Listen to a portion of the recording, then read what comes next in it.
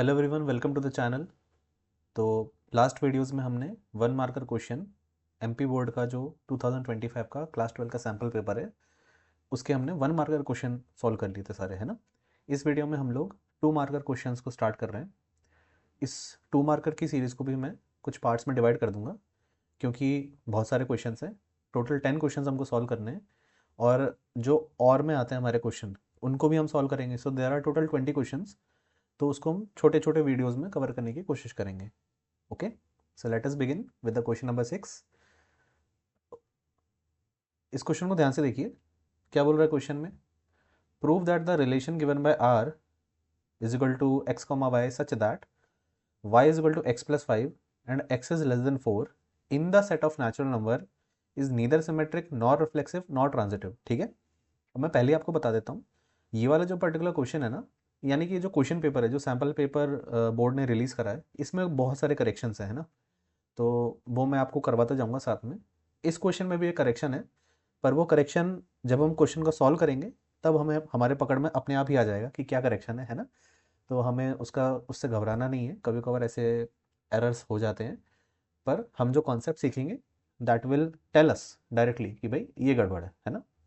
चलो, तो बेसिकली हमको ये प्रूव करना है कि ये जो रिलेशन बनेगा, और रिलेशन कहाँ पे बना रहे हैं हम, नेचुरल नंबर के सेट पे बना रहे हैं रिलेशन। ठीक है, तो जो नेचुरल नंबर के सेट पे हम रिलेशन बना रहे हैं, इसको तो पहले हम सॉल्व करके निकालते हैं, है ना। भाई मैं रिलेशन को सॉल्व करके निकालूंगा, उसके बाद उस रिलेशन स्टडी करके हम बताएंगे कि ये सिमेट्रिक नहीं है, रिफ्लेक्सिव नहीं है, ट्रांजिटिव नहीं है, किस तरह का है ना।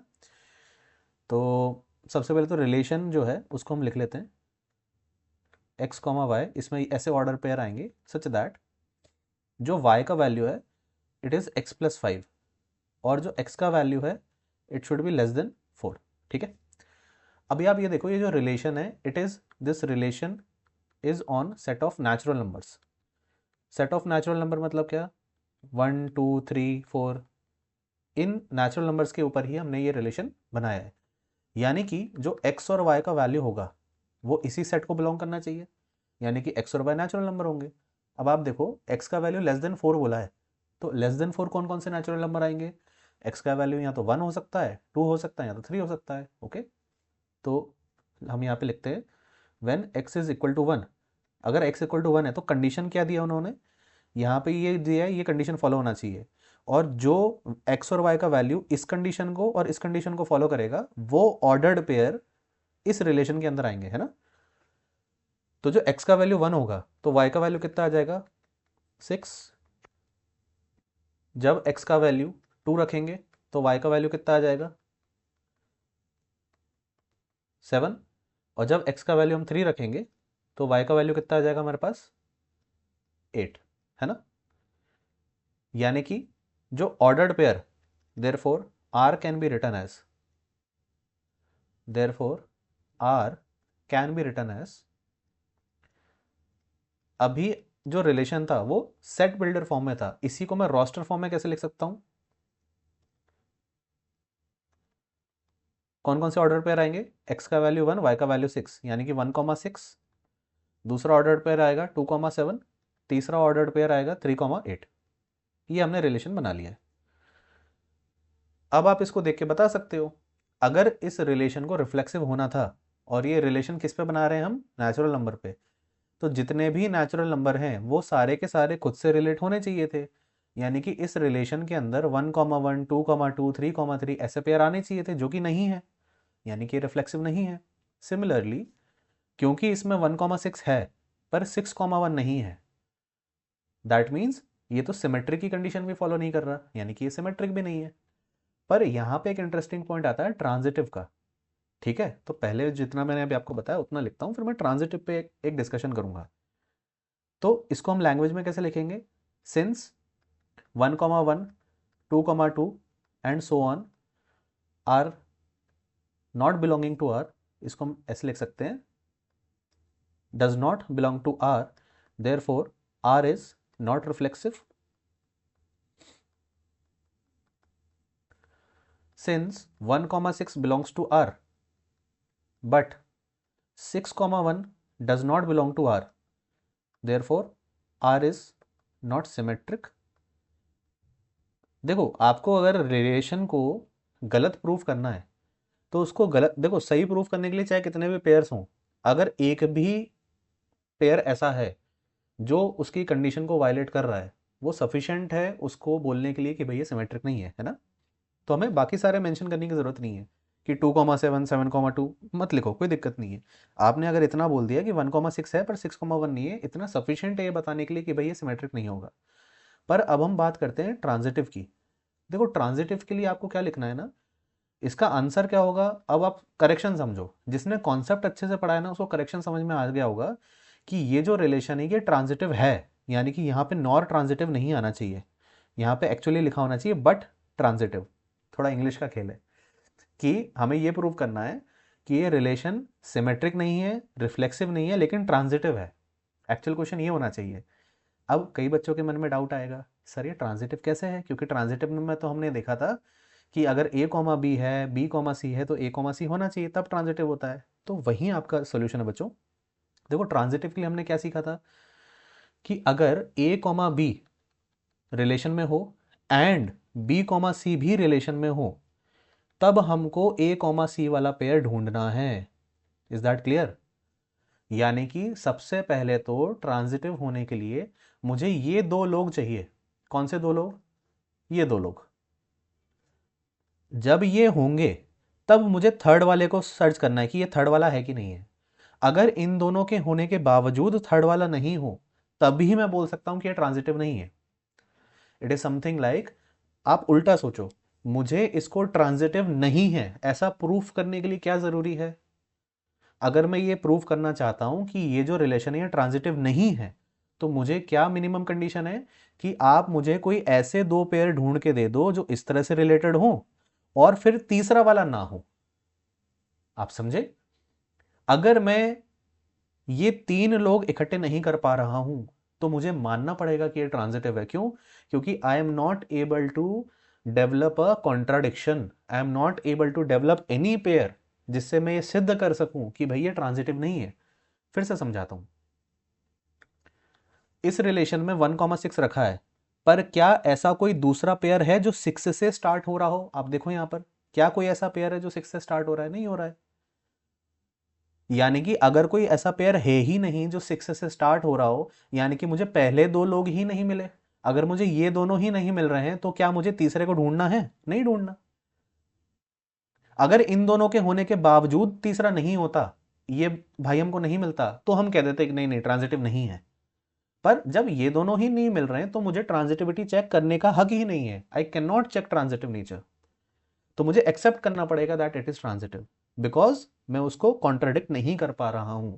कॉन्ट्राडिक्ट करने के लिए क्या जरूरी है कि मैं ऐसे दो पेयर ढूंढूं जो आपस में ए कॉमा बी, बी कॉमा सी ऐसे रिलेटेड हो और फिर तीसरा ना हो।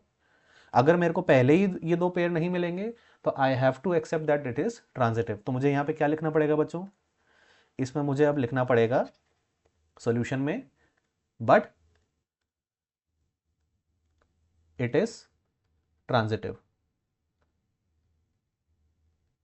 since there is no contradiction.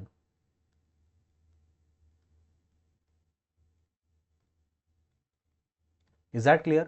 तो मैं इस क्वेश्चन को एक अच्छा क्वेश्चन मानता हूं, क्योंकि यूजुअली ये वाला कॉन्सेप्ट हम मिस कर जाते हैं जब भी हम रिलेशन फंक्शन चैप्टर रीड करते हैं, है ना, ट्रांजिटिव में। आई होप ये कॉन्सेप्ट आपको अच्छे से समझ में आ गया होगा। Okay, now let us continue इसका और वाला पार्ट, है ना, इस वाले पार्ट को हम पढ़ते हैं। क्या बोल रहा है ये, prove that the function defined by F X is equal to 1/x f is such that r star to r star is 1 1 and on 2 where r star is the set of all non-zero real numbers। ठीक है, let us solve this question। हाँ जी, तो हमको function क्या दिया है बच्चों, हमको फंक्शन गिवन है 1/x, और ये जो फंक्शन है हमने कहां से कहां पे बनाया है, r star to r star. तो r स्टार का यहां पे मतलब क्या है, इसके अंदर क्या आ रहे हैं, सारे non zero real numbers. Is that clear. अभी आप यहां पे एक बात समझो, रिवीजन करो हल्का सा। जब भी हम कोई फंक्शन डिफाइन करते हैं तो जिस सेट से हमने स्टार्ट किया है, जो पहला सेट है ना, दैट इज द डोमेन, है ना, और ये वाला जो सेट है दिस इज द कोडोमेन। जो पहला सेट होता है वो डोमेन होता है, second set is the codomain, है ना। और जब हम फंक्शन के टाइप्स पढ़ रहे थे तो हमने क्या सीखा था कि एक और कॉन्सेप्ट होता है रेंज, यानी कि फंक्शन डोमेन की सारी वैल्यूज को लेके जो आउटपुट हमको दे रहा है, जो फाइनल आंसर हमको दे रहा है, उन सेट ऑफ वैल्यूज को हम बोलते हैं रेंज। और जो रेंज होता है वो कोडोमेन का या तो सबसेट होता है या तो उसके बराबर होता है। ठीक है, ये कॉन्सेप्ट था। अभी हमको इस क्वेश्चन में क्या प्रूफ करने को बोला है इन्होंने, हमको ये प्रूफ करने को बोला है कि ये जो फंक्शन है ना ये 1 1 है और ऑन टू है। अब ऑन टू फंक्शन और 1 1 फंक्शन क्या होता है, याद करो।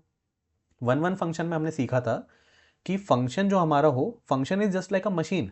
मैं ऐसे आपको एक्सप्लेन करता हूं कि जैसे कि ये एक सेट है, ये हमारा इनपुट है और ये सेट है हमारा आउटपुट। और जो फंक्शन है ना वो एक मशीन है।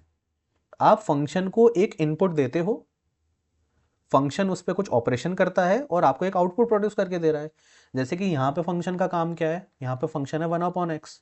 तो जब मैं x की वैल्यू 2 रखूंगा तो ये मेरा इनपुट हो गया, जो कि मैं डोमेन में से रखता हूँ। मैंने 2 रखा और फंक्शन की वैल्यू 2 पे कितनी आई, 1/2, तो ये आ गया मेरा आउटपुट, जो कि मेरा कोडोमेन के अंदर मिलेगा। Is that clear? तो फंक्शन का ये काम होता है। अब फंक्शन को हम 1 1 कब बोलते हैं, जब डोमेन की एक वैल्यू के लिए एक ही आंसर आए। डोमेन के अंदर ऐसी दो वैल्यू अगर मिल जाएं जिनके लिए सेम आंसर आ रहा है तो वो मैनी वन हो जाएगा। मैनी वन यानी कि यहां पे दो से ज्यादा वैल्यू हैं, दो या दो से ज्यादा वैल्यू, उनके लिए सेम आंसर आना, मैनी वन। और 1 1 का मतलब क्या होगा कि एक वैल्यू के लिए एक यूनिक आंसर मेरे पास आ रहा है। ठीक है, मैं बहुत आसान भाषा में आपको बता रहा हूं। अब ऑन टू का मतलब क्या है, ऑन टू का मतलब ये है कि ये जो मेरा कोडोमेन है इसके अंदर बहुत सारी वैल्यूज होंगी। अब जो मेरा आउटपुट है, क्या सारी की सारी वैल्यूज मेरे को आउटपुट में मिल रही हैं? अगर एक भी वैल्यू यहां पे नहीं छूटे, सारी की सारी वैल्यूज कवर हो जाएं फंक्शन से, तो हम क्या बोल सकते हैं कि जो कोडोमेन है वही रेंज है। यानी कि जब कोडोमेन के अंदर सारे के सारे वैल्यूज मेरे रेंज के अंदर भी आ जाते हैं, मेरा फंक्शन उन सारे वैल्यूज को एज ए आउटपुट कवर कर लेता है, तो मैं क्या बोल सकता हूं, then I can say my function is onto function. Okay, पर let us suppose for example, अगर मैं आपको बोलूं कि मैंने एक फंक्शन नेचुरल नंबर से नेचुरल नंबर पे बनाया और उसको मैंने बोल दिया f(x = x²। अब आप ऐसे सोचो, ये डोमेन की वैल्यूज हो गई सारे नेचुरल नंबर, ये रेंज में सारे नेचुरल नंबर है। अब आप ऐसे सोचो, 1 रखूंगा तो 1 का स्क्वायर 1 आ जाएगा, 2 रखूंगा तो 2 का स्क्वायर 4 आ जाएगा। तो यहाँ पे 1 कवर हो गया, 4 कवर हो गया, लेकिन ये 2 और 3 तो खाली बैठ गए ना। आप मुझे ऐसा बताओ, क्या 2 और 3 किसी नेचुरल नंबर का स्क्वायर होता है? नहीं होता, यानी कि ये वैल्यू तो खाली रह जाएंगी। अगर कोडोमेन के अंदर कोई भी वैल्यूज खाली रह जाएं तो वो फंक्शन क्या नहीं होता है, it is not onto function, it becomes into function. Is that fine? पर अगर सारी की सारी वैल्यूज कवर हो जाती, जैसे कि अगर मैं लिखूं f(x = x), तो 1 रखूंगा तो 1 आंसर, 2 रखूंगा तो 2 आंसर आएगा, 3 रखूंगा तो 3 आंसर आएगा। अब आप मुझे बताओ, जितनी वैल्यूज मेरे डोमेन में है, जितनी वैल्यूज यहां पर हैं, वो सारी की सारी वैल्यूज यहां पे कवर हो रही हैं? ऑब्वियसली हो रही हैं, यानी कि ये ऑन टू फंक्शन बन जाएगा। Is this clear everyone? तो ये कॉन्सेप्ट है किसका, 1 1 फंक्शन का और ऑन टू फंक्शन का। Now let us solve this question. अब आप इसमें अपना दिमाग लगाओ। अच्छा, 1 1 फंक्शन को चेक करने के लिए, 1 1 फंक्शन को चेक करने के लिए हमारे पास एक मेथड है। वो मेथड क्या है, मैथमेटिकल मेथड है। वो क्या कहता है, let x1, x2 belongs to r star. हमने दो वैल्यूज मान ली जो डोमेन के अंदर है ना। If f of x1 is equal to f of x2, हमने ऐसा अज्यूम करा कि लेट से दो अलग अलग वैल्यू के लिए मान लेते हैं, चलो ऐसा कि फंक्शन का वैल्यू सेम आ रहा है, उसको फिर सॉल्व करके देखते हैं। तो फंक्शन में अगर मैंने x1 रखा, फंक्शन में x2 रखा, सॉल्व करा, तो यहां से क्या कंक्लूजन निकल के आ रहा है कि x1 is equal to x2। अब ये कहना क्या चाह रहा है, ये लाइन मुझसे ये कहना चाह रही है कि सर, अगर आप ऐसा मानते कि फंक्शन की वैल्यू दो अलग अलग वैल्यूज के लिए सेम आ रहा है और उसको सॉल्व करते, तो एंड में रिजल्ट ये आता कि वो वैल्यू तो सेम है। कहने का मतलब क्या, यानी कि सर ये जो फंक्शन है ना, ये तभी सेम आंसर देगा जब वैल्यू भी सेम रखोगे, मतलब अलग वैल्यूज के लिए सेम आंसर नहीं दे सकता। इसका मतलब क्या हुआ, इसका मतलब ये हुआ एक वैल्यू के लिए एक ही आंसर आएगा, which means my function is 1 1। तो जैसे ही आपका सॉल्व करने पे आप, इसका मेथड बहुत सिंपल है, आप फंक्शन में x1 x2 पुट कीजिए, उनको इक्वेट कीजिए, सॉल्व करने के बाद अगर आपको केवल एक ही कंक्लूजन मिले कि x1 बराबर x2, देन आप कंक्लूड कर सकते हो कि my function is 1 1, therefore fx is 1 1। इतना तो प्रूफ हो गया। अब ऑन टू का हम कैसे प्रूफ करें? तो ऑन टू को प्रूफ करने के लिए आप एक काम करिए, आपको बस इतना दिखाना है कि जितनी भी मैं डोमेन की वैल्यूज रखूंगा उन वैल्यूज के लिए जो कोडोमेन है और जो रेंज है वो सेम हो जाएगा। मतलब सारे के सारे कोडोमेन के वैल्यूज मेरा फंक्शन कवर कर रहा है। उसको मैं कैसे बोल सकता हूं? Let x belongs to R star, मैंने एक वैल्यू मान ली, तो एफ ऑफ एक्स कितना आ जाएगा मेरे पास? It will be 1/x। और लेट से मैं इसको कह देता हूं कि फंक्शन में जब मैं x वैल्यू रखता हूं तो मेरे को कोई आंसर आएगा, 1/x आंसर आएगा। Now since x is not equal to 0, अगर हम x की जगह 0 नहीं रख रहे हैं तो आप बताओ x की हर वैल्यू के लिए फंक्शन का कोई ना कोई रियल नंबर तो मेरे को देगा ना। फॉर एग्जाम्पल अगर मैं x की जगह 1 रखता हूं तो फंक्शन का वैल्यू 1 आ जाएगा, 2 रखता हूं तो 1/2 आ जाएगा। फिर आप सोचोगे सर 1/2 कब आएगा? अगर मैं x की जगह 1/2 रखूंगा तो 1/1/2 2 आ जाएगा।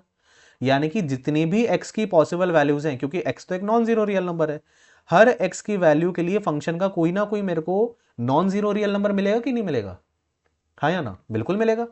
क्या कोई वैल्यू छूटने का चांस है? कोई वैल्यू नहीं छूटेगी। आप सोच के देख लो भाई, जब तक आप x की वैल्यू 0 नहीं रख रहे हो, सर 0 रख दे तो क्या हो जाता? फंक्शन अनडिफाइंड हो जाता। तो उन्होंने पहले ही कह दिया कि भाई x तो 0 हो ही नहीं सकता। ठीक है, since x is not equal to 0, fx can take any value of a non-zero real number, which means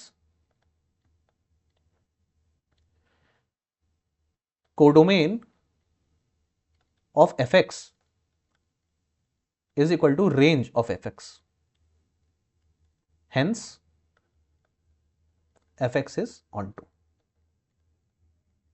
is that clear everyone? फिर से एक बार समझा देता हूं मैं। 1 1 तो आपको समझ में आ ही गया होगा। ऑन टू में हमने क्या बोला कि अगर हम x की कोई भी यहां पे वैल्यू रखते हैं तो फंक्शन का कोई ना कोई ऐसी ही वैल्यू आएगी जो कोई नॉन जीरो रियल नंबर होगा, और ऐसा कोई नॉन जीरो रियल नंबर नहीं है जो छूट जाएगा। यानी कि ये कोडोमेन के अंदर जितनी सारी वैल्यूज है सारी कवर हो जाएंगी, वो किसी ना किसी से कनेक्ट हो जाएंगी। इसलिए फंक्शन कैसा है? ऑन टू फंक्शन है। तो यही हमको प्रूव करना था कि F X is 1 1 and onto. I hope this question is clear everyone. ठीक है, अगर समझ में नहीं आया हो तो वीडियो को दोबारा देखना, कुछ डाउट्स रह जाए तो कमेंट में डाल देना, आई विल आंसर। ठीक है, let's move on to the next question.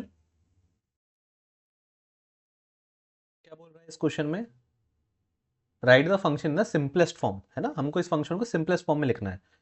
tan inverse cos x upon 1 minus sin x, जहां पे x का वैल्यू जो है -3π/2 से π/2 है। ठीक है, let us solve this question. हमको बेसिकली सिंप्लीफाई करना है इनवर्स ट्रिगो फंक्शन को। ठीक है, तो क्या गिवन है हमको? tan inverse cos x upon 1 minus sin x। ठीक है, हाँ, जहां पे x का वैल्यू 3π/2 से π/2 के बीच में है।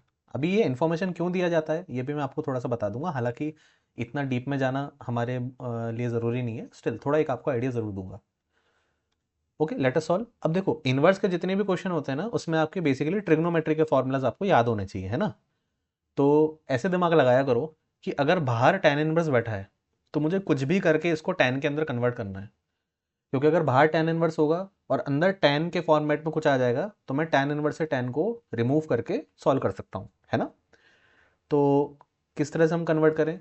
तो हमेशा कोशिश ये करो कि हम इसको सिंप्लीफाई करें। कैसे सिंप्लीफाई कर सकते हैं? देखिए, multiple ways are there, let us see the easiest way. तो कुछ फॉर्मूलाज हैं जो हमको पता होने चाहिए। फॉर्मूला जैसे कि cos 2 थीटा का फॉर्मूला क्या होता है? cos square theta minus sine square theta. अब इसको आप हाफ एंगल फॉर्मूला से कैसे याद रख सकते हो कि यहां पे जो भी एंगल लिखा होता है उस एंगल का राइट हैंड साइड में आधा हो जाता है ना। अगर 2 थीटा लिखा हुआ था तो राइट हैंड साइड में कितना हो गया? वो थीटा हो गया। ओके, इसी तरह से अगर मान लो मैं यहां पे लिखता हूं cos x, तो यहां पे मैं क्या लिखना चाहिए मुझे? cos square theta. अगर 2 थीटा था तो यहां पे थीटा रह गया, तो x होगा तो यहां पे कितना रह जाएगा? x का आधा, यानी कि x/2 minus sine square theta x का आधा x/2। तो एक तो हमें ये रिजल्ट यूज करना है यहां पर। दूसरा फॉर्मूला कौन सा इस्तेमाल होगा? एक तो हम जानते हैं कि कहीं भी अगर 1 लिखा हो, है ना, तो हम cos square theta plus sine square theta को 1 बोल सकते हैं। या फिर अगर कहीं पे 1 लिखा हो तो वहां पे मैं इसको रिप्लेस कर सकता हूं। तो जस्ट इमेजिन अगर मैं थीटा की जगह कुछ भी लिखूं, यह आइडेंटिटी है, आइडेंटिटी तो हर एंगल के लिए वैलिड होगा। तो यहां पे मैं लिख सकता हूं कि अगर कॉस स्क्वायर x/2 हो और साइन स्क्वायर x/2 हो प्लस में, तो वो 1 के बराबर आएगा। एक ये मुझे रिजल्ट मिल गया। और एक तीसरा फॉर्मूला क्या, साइन 2 थीटा का फॉर्मूला क्या होता है? 2 sine theta into cos theta, है ना। सेम, अगर यहाँ पे 2 थीटा है तो यहाँ पे उस एंगल का क्या रह जाएगा? आधा हो जाएगा। तो अगर मैं यहाँ पे x लिखता हूँ, क्योंकि देखो मेरे क्वेश्चन में x है इसलिए मैं x के लिए इसको सॉल्व कर रहा हूँ। अगर मैं साइन x लिखता हूँ तो यहाँ पे क्या आ जाएगा? 2 sign x/2 into cos x/2। ठीक है, ये 3 फॉर्मूले आपने आने चाहिए। अब आप ये क्वेश्चन बना सकते हो। सर आपने यही वाले फॉर्मूले क्यों लगाए और दूसरा क्यों नहीं लगाया? क्योंकि मुझे अभी यही दिमाग में आ रहा है। दूसरे मेथड से भी कर सकते हैं, पर हमको एक प्रोसेस फॉलो करना है, तो इसलिए हम प्रैक्टिस करके जाते हैं। जितना आप प्रैक्टिस करके जाओगे उतना आपको क्लियर रहेगा कि मुझे इस क्वेश्चन में कौन सा अप्रोच लगाना है ना। अभी देखो, tan इनवर्स cos x की जगह मैं क्या लिख सकता हूं? cos square x/2 minus sine square x/2। 1 की जगह मैं क्या लिख सकता हूं? cos square x/2 plus sine square x/2। क्यों लिखा सर आपने ऐसा? अभी समझ में आ जाएगा। माइनस साइन एक्स की जगह लिख सकता हूं 2 साइन x/2 cos x/2। अभी आप देखो ऐसा मैंने क्यों किया, क्योंकि मैं चाहता हूं कि ये एक्सप्रेशन सिंप्लीफाई हो जाए।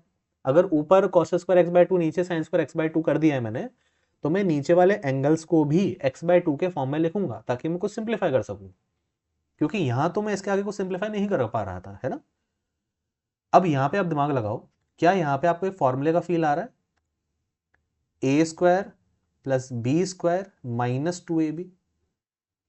कौन सा फॉर्मूला? a माइनस बी का होल स्क्वायर, है ना। अब उस फॉर्मूला को लगाते हैं अपन, तो ये बन जाएगा tan इनवर्स और ऊपर a square minus B square का फॉर्मूला, जो कि क्या होता है? a plus B into A minus B, है ना, होल डिवाइडेड बाय, ये नीचे आ जाएगा हमारे पास a माइनस बी का होल स्क्वायर। अब आप देख सकते हो ये वाला टर्म इसकी एक पावर को कैंसल आउट कर देगा, तो मेरे पास क्या बचेगा यहाँ पे? tan inverse cos x/2 plus sine x/2 whole divide by cos x/2 minus sine x/2। ठीक है, अब यहां पे हम क्या कर सकते हैं? मुझे इसको tan में कन्वर्ट करना है, तो आप देखो cos को साइन को tan में कैसे कन्वर्ट किया जाता है? Sine theta upon cos theta tan theta होता है, तो यहाँ पे साइन x/2 के डिवाइड में अगर एक cos x/2 आ जाए तो ये tan में कन्वर्ट हो सकता है, तो अपन वही करते हैं। तो मैं इसको लिख सकता हूँ tan इनवर्स। अब यहाँ पे आप एक स्टेप लिख देना, dividing numerator and denominator by sine x/2, sorry cos x/2। तो cos x/2 से जब डिवाइड करेंगे तो cos x/2 divide by cos x/2 1 हो जाएगा, plus sine x/2 upon cos x/2 क्या आ जाएगा? tan x/2 upon 1 minus tan x/2। अब हालांकि एक स्टैंडर्ड फॉर्मूला होता है, पर ठीक है इसको और सिंप्लीफाई कर देते हैं। बच्चों 1 की जगह हम क्या लिख सकते हैं? 1 का वैल्यू बहुत यूनिक है। tan थीटा में 1 का वैल्यू कब आता है? π/4 पे। क्योंकि देखो अभी ये जो किस फॉर्मेट में आ चुका है, ये वाला जो टर्म है, अभी हमें इसको एक tan में कन्वर्ट करना है। अभी ऊपर भी tan x/2 है, नीचे भी tan x/2 है, तो मुझे इसको कंप्लीटली एक tan थीटा के किसी फॉर्मूले में कन्वर्ट करना है। तो मैंने क्या लिखा? 1 की जगह लिख दिया मैंने tan π/4 tan 45 degree plus tan x/2 upon 1 minus, अब देखो ये तो 1 इंटू tan x/2 है ना, तो इसको मैं लिख सकता हूँ tan π/4 इंटू tan x/2। अब कुछ बच्चों के मन में डाउट आएगा, अरे सर ये तो चीटिंग है, आपने इस वाले 1 को क्यों नहीं लिखा? बच्चों मैं यहाँ पे फॉर्मूला बनाने की कोशिश कर रहा हूँ, तो इसलिए ट्रिगो के फॉर्मूला याद करो। कौन सा फॉर्मूला? क्या आपने ये वाला फॉर्मूला याद किया? tan a प्लस बी का formula, which is tan a plus tan b upon 1 minus tan a tan b। यानी कि अगर मुझे कभी भी tan a plus B tan a minus B का फॉर्मूला बनाना है, तो मुझे यहाँ पे एक 1 रखना पड़ता है ना। यही आपके लिए हिंट बनेगा कि मैंने cos x/2 से ही क्यों डिवाइड करा, क्योंकि जब मैं cos x बाई 2 से डिवाइड करूंगा तो यहाँ पे 1 आ जाएगा, ये tan में कन्वर्ट हो जाएगा, तब मैं tan a प्लस बी के फॉर्मेट में इसको बदल सकता हूँ। अब आप देखो tan a plus tan b upon 1 minus tan a tan b, तो ये क्या बन जाएगा ब्रैकेट के अंदर फॉर्मूला, ये बन जाएगा tan of a plus B. ठीक है, अब ये tan इनवर्स इस tan को रिमूव करेगा, तो फाइनली हमारे पास आंसर क्या आ जाएगा, pi by 4 plus x by 2। ठीक है, ये हमारा आंसर हो जाएगा। पर यहाँ पे एक कैच है, वो क्या है, ये थोड़ा डेप्थ पे एक डिस्कशन है, पर आपको उसका नॉलेज होना चाहिए। वो डिस्कशन क्या है, फटाफट समझ लो। आपने एक चीज पढ़ी है, principal value of tan inverse x क्या होता है, principal value of trigo functions, inverse trigonometric function. तो tan इनवर्स एक्स का प्रिंसिपल वैल्यू क्या होता है, open bracket minus pi by 2 से पाई बाय 2, यानी कि कभी भी tan इनवर्स का अगर मेरे को प्रिंसिपल वैल्यू लेना है तो जो ये एंगल होना चाहिए वो कहां से कहां तक होना चाहिए, माइनस पाई बाय 2 से पाई बाय 2 में होना चाहिए, तो मैं उसको बोल सकता हूं कि प्रिंसिपल वैल्यू आया है। यानी कि ये जो मेरा आंसर आया है ये डेफिनेटली माइनस पाई बाय 2 से पाई बाय 2 के बीच में होना चाहिए, माइनस 90 डिग्री से प्लस 90 में। उसको एक बार चेक कर सकते हैं, हालांकि आपको बोर्ड में इतना कुछ करने की जरूरत नहीं है, मैं केवल आपको एक समझा रहा हूँ ताकि आपका कॉन्सेप्ट रिवाइज हो जाए, है ना। बोर्ड में हमें ये हमारा आंसर आ गया, दैट इज इनफ, हमें कुछ इसमें ज़्यादा दिमाग लगाने की अभी ज़रूरत नहीं है, but just for the conceptual clarity. देखो इनिशियली हमारा जो एक्स एंगल था वो कहाँ से कहाँ तक था, वो माइनस 3 पाई बाय 2 से पाई बाय 2 तक था, राइट। अब आपको ये चेक करना है कि ये वाला एंगल कहाँ से कहाँ तक है, तो मैंने क्या करा, डिवाइड बाय 2 कर दिया। तो अगर मैं यहाँ पे 2 से डिवाइड करूंगा तो ये माइनस 3 पाई बाय 4 से लेके एक्स बाय 2 कहाँ से कहाँ तक जाएगा, पाई बाय 4 तक। और अगर मैं इसमें पाई बाय 4 ऐड कर दूँ, x by 2 plus pi by 4, हर जगह मैंने पाई बाय 4 ऐड कर दिया, तो pi by 4 plus pi by 2 pi by 4, यहाँ पे minus 3 pi by 4 plus pi by 4, कितना आ जाएगा ये, माइनस 2 पाई बाय 4 यानी कि माइनस पाई बाय 2,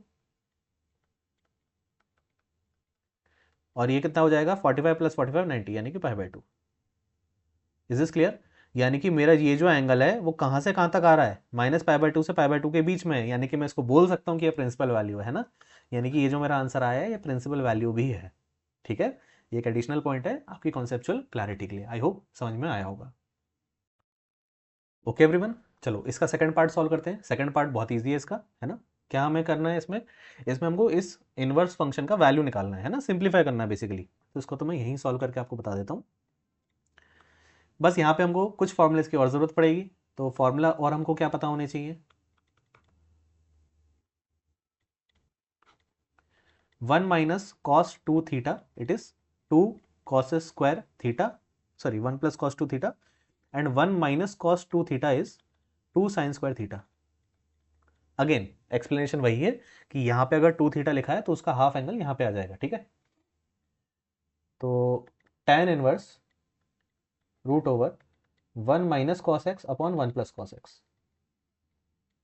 अब आप बताओ मुझे 1 माइनस कॉस एक्स को मैं क्या लिख सकता हूँ, जो यहाँ पे एंगल लिखा है उसका आधा करना है, तो ये बन जाएगा 2 साइन स्क्वायर, क्योंकि 1 माइनस है ना, माइनस वाला साइन में कन्वर्ट होता है, प्लस वाला कॉस में, तो 2 साइन स्क्वायर एक्स का आधा x by 2 divide by 2, 1 plus cos x है, कॉस स्क्वायर एक्स का आधा एक्स बाय 2, 2 से 2 कैंसिल हो जाएगा, तो ये बन जाएगा tan inverse root over sine upon cos क्या होता है tan, tan square x by 2, तो ये बन जाएगा स्क्वायर रूट हटने के कारण tan inverse tan x by 2, tan inverse से tan हट जाएगा, फाइनल आंसर क्या आ जाएगा x by 2। Is this clear everyone. तो यानी कि 2 मार्कर में अगर आपको चॉइस होती तो आपको ये वाला क्वेश्चन करना चाहिए था, जल्दी सॉल्व हो जाता। I hope this is clear. Moving on to the next question, prove that tan inverse 63 by 16 is equal to cos inverse 3 by 5 plus sin inverse 5 by 13। थोड़ा कैलकुलेटिव क्वेश्चन है, तो इसको हम सॉल्व करते हैं। Question number 8, prove that tan inverse 63 by 16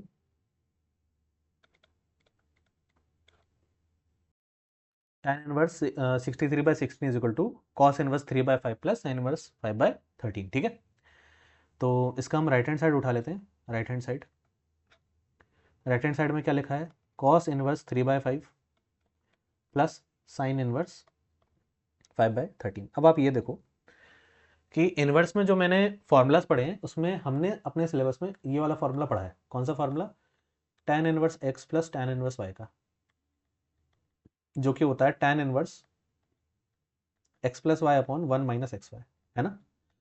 तो अगर left hand side में आंसर tan इनवर्स के टर्म्स में है तो मुझे राइट हैंड साइड में जो cos इनवर्स sin इनवर्स है, क्योंकि मेरे पास यही फॉर्मूला मुझे अप्लाई करना है ना, ये फॉर्मूला मुझे यूज करना है, तो मुझे इस cos इनवर्स को और इस sin इनवर्स को किस में कन्वर्ट करना पड़ेगा, tan इनवर्स में कन्वर्ट करना पड़ेगा, है ना। अब उसको मैं कैसे कर सकता हूँ, उसके मेथड्स हैं। Let us see the method how we can solve this. देखो जितने भी इनवर्स फंक्शन होते हैं वो बेसिकली होते तो एंगल्स ही हैं, है ना। तो हम अज्यूम कर लेते हैं कि ये जो cos इनवर्स 3/5 है ये थीटा है, और ये जो sin इनवर्स 5/13 है ये अल्फा है। तो अगर cos को मैं उधर भेजूं तो ये 3/5 इजिकल टू कॉस थीटा आ जाएगा, और 5/13 इजिकल टू साइन अल्फा आ जाएगा। अब आप अज्यूम कर सकते हो let A B C is right angle triangle, और यहाँ पे अज्यूम करो let P Q R is right angle triangle. आप इसको फुल में लिखना। तो अगर हम A B C triangle draw करते हैं, ए बी सी, और इस एंगल को हम थीटा बोलते हैं, तो कॉस क्या होता है, कॉस होता है बेस अपॉन हाइपोटेन्यूस। तो बेस आपका 3 आ जाएगा, हाइपोटेन्यूस आपका 5 आ जाएगा। तो आप यहाँ पे पाइथागोरस थ्योरम लगा के बता सकते हो कि ए बी का वैल्यू कितना आ जाएगा, 4। पाइथागोरियन ट्रिपलेट, भाई perpendicular square minus base square फिर स्क्वायर रूट, तो 4 आ जाएगा यहाँ पे।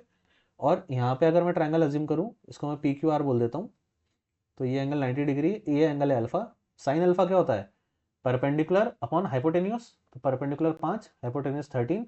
अब आप फॉर्मूला लगाओ, 13 का स्क्वायर 169 माइनस 5 का स्क्वायर 25, 144 का स्क्वायर रूट 12, तो बेस आ जाएगा 12। Is this clear. तो यहीं से मैं बता सकता हूँ, यहाँ से मैं क्या बोल सकता हूँ, यहाँ से मैं ये बोल सकता हूँ कि tan थीटा का जो वैल्यू है वो आ जाएगा 4/3 परपेंडिकुलर अपॉन बेस, और tan अल्फा का जो वैल्यू है वो आ जाएगा 5/12। यानी कि मैंने cos इनवर्स और sin इनवर्स की मदद से अब मैंने थीटा का वैल्यू क्या निकाल लिया यहाँ से, tan इनवर्स 4/3, और अल्फा का वैल्यू कितना आ गया मेरे पास, अल्फा का वैल्यू आ जाएगा मेरे पास tan इनवर्स 5/12। तो किया क्या मैंने बेसिकली थीटा और अल्फा की मदद से, cos और sin की मदद से जो थीटा और अल्फा का वैल्यू था उसको tan इनवर्स के टर्म्स में निकाल लिया है। ठीक है, अब मैं इसको अपने आरएचएस में पुट कर देता हूं। तो ये क्या लिखा था, बेसिकली थीटा प्लस अल्फा ही लिखा हुआ था आरएचएस में। cos इनवर्स 3/5 थीटा था, और अभी हमने थीटा का वैल्यू tan इनवर्स के टर्म्स में निकाला है, तो मैं इसको यहाँ पे पुट कर देता हूँ। तो ये हो जाएगा tan inverse 4/3 plus tan inverse 5/12। ठीक है, अब वही फॉर्मूला लगा लो, tan inverse x plus tan inverse y कितना होता है, tan inverse x plus y upon 1 minus x into y. तो ये आ जाएगा tan इनवर्स, एलसीएम कितना आ जाएगा यहाँ पे, 4/3 और 5/12, यहाँ पे एलसीएम आ जाएगा 12, 16 प्लस 5, है ना। वेट, हाँ सही है।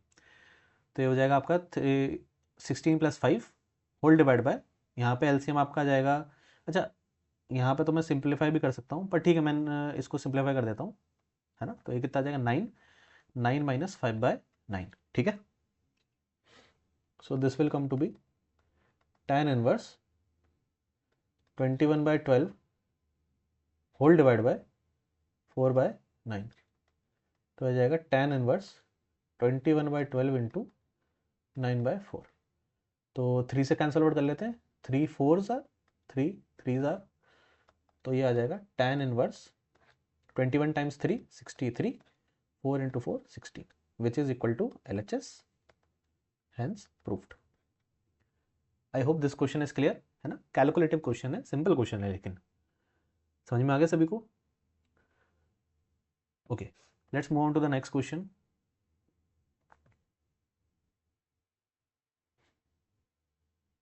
हाँ जी, now this question is again little bit, यहाँ पे हमको करेक्शन करना पड़ेगा, वो हम जब सॉल्व करेंगे तभी आपको खुद ही आइडेंटिफाई हो जाएगा क्या करेक्शन हमको करना है ना। तो ये जो और में हमको क्वेश्चन दे रखा है इसको भी हम सॉल्व करते हैं ना। क्या प्रूफ करना है हमको कि tan inverse √1 plus sine x plus √1 minus sine x upon √1 plus sine x minus √1 minus sine x is equal to x/2, x belongs to 0 to π/2, है ना। अगेन थोड़ा बहुत कैलकुलेटिव क्वेश्चन है, let us solve this.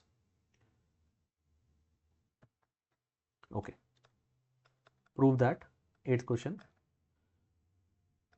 tan inverse 1 plus sine x plus 1 minus sine x upon root 1 plus sine x minus root 1 minus sine x is equal to x by 2, और x का value हमको कहाँ से कहाँ तक दिया है, 0 से पाई बाई 2।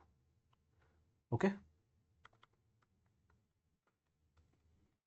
अब देखो कॉन्सेप्ट क्या है कि जब भी ये ट्रिगो फंक्शन स्क्वायर रूट के अंदर है तो आप खुद सोचो स्क्वायर रूट कब हटा सकते हो, ये स्क्वायर रूट कब हटेगा, जब अंदर कोई होल स्क्वायर बन जाए, कोई परफेक्ट स्क्वायर बन जाए, है ना। यानी कि मुझे ये कोशिश करनी है कि मैं कैसे भी इस 1 प्लस साइन एक्स को और 1 माइनस साइन एक्स को किसी परफेक्ट स्क्वायर में कन्वर्ट कर लूँ।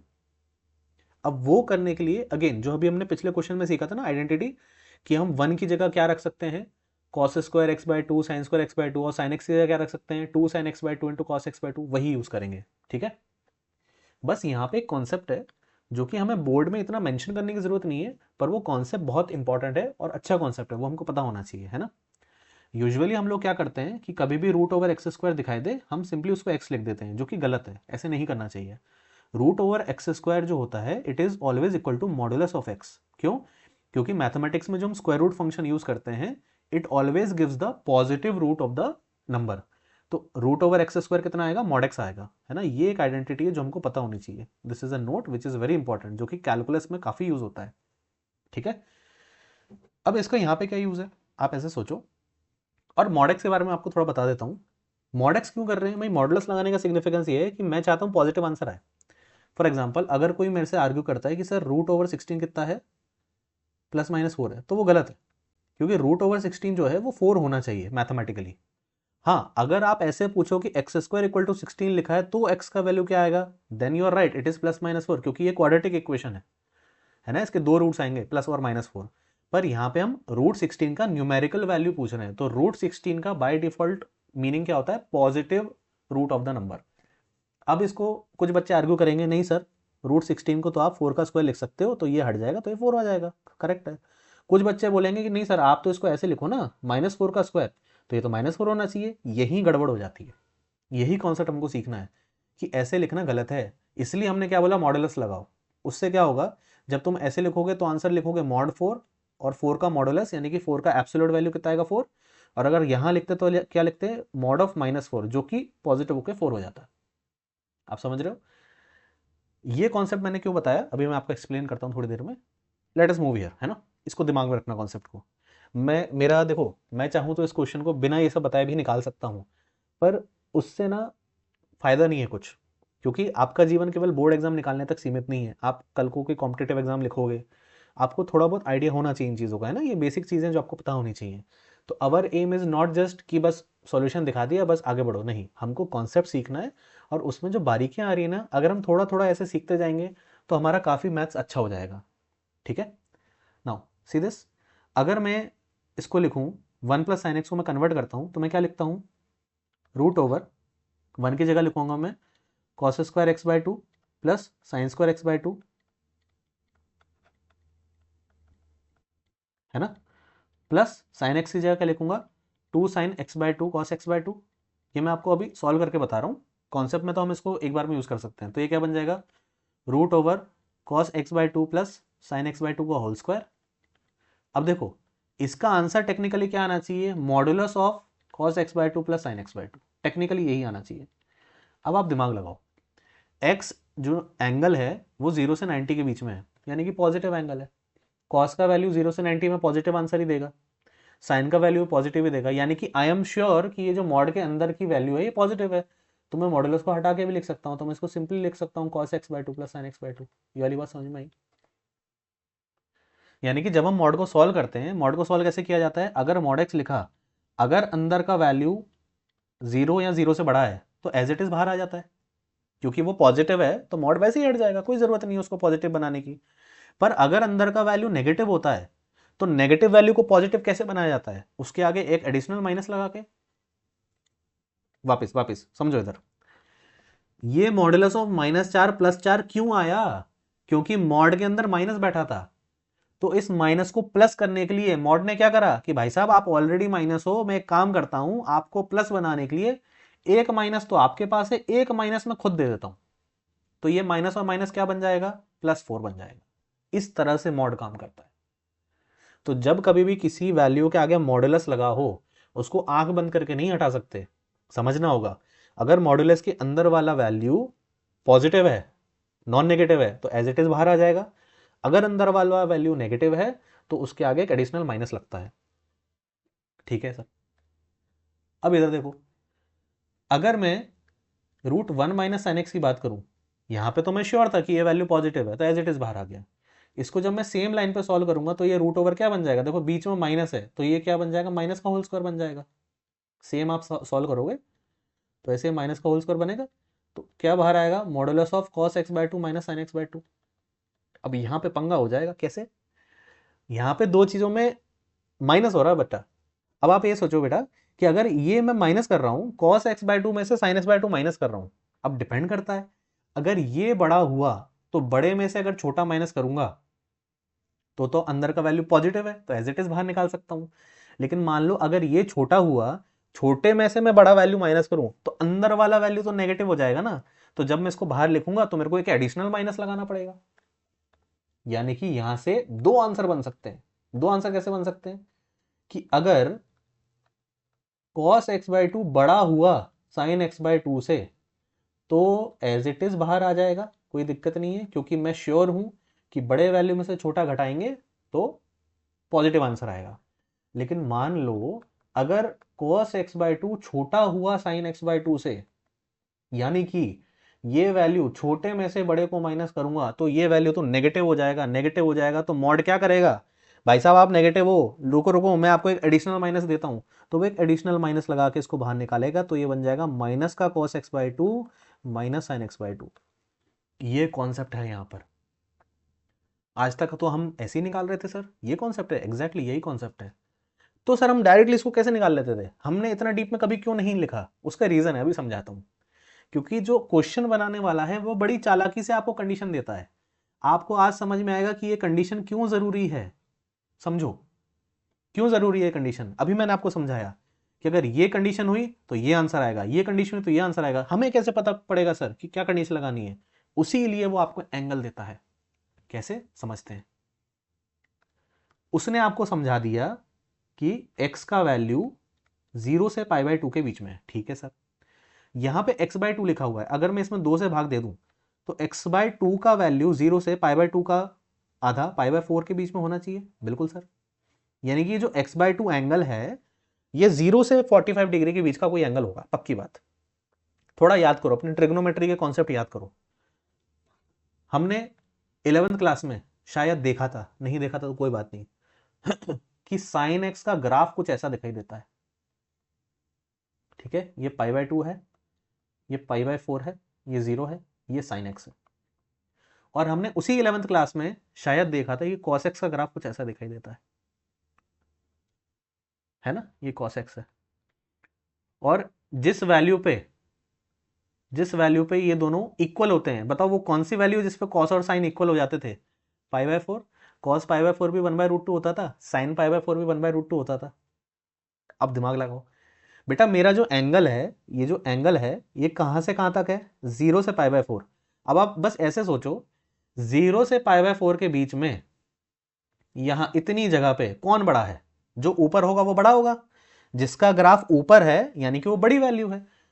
अब आप ऐसे सोचो, x/2 लिख देता हूं यहां पे मैं, अगर x/2 का वैल्यू π/4 से छोटा है, 0 से π/4 के बीच में है, तो ऊपर कौन सा ग्राफ है, ऊपर है cos x, नीचे कौन है sin x।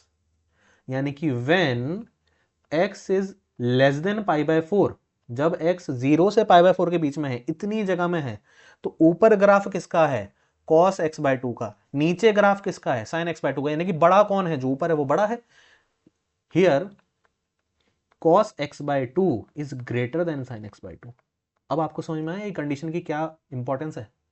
आप सोचो, अगर मैं यहां पे कंडीशन चेंज कर दूं, π/4 से हम आगे बढ़ जाएं, अगर हम π/4 से आगे बढ़ जाते तो कौन ऊपर आ जाता, ऊपर साइन आ जाता, नीचे कौन चला जाता, कॉस, तो ये कंडीशन बन जाती। This is the importance of giving this condition. Board exam level पे इतना डीप में समझने की या लिखने की अभी हमको ज़रूरत नहीं है, हम बोर्ड में इतना नहीं लिखेंगे। अगर आप इसको डायरेक्टली भी लिख दोगे, सिंपल एक लाइन लिख के कि since cos x by 2 is greater sin x by 2, तो वो डायरेक्टली बाहर आ गया, इतना सफिशिएंट है। इतना कुछ कॉन्सेप्ट लिखने की जरूरत नहीं है, पर ये कॉन्सेप्ट समझने की बहुत जरूरत है। ठीक है, आई hope this is clear everyone.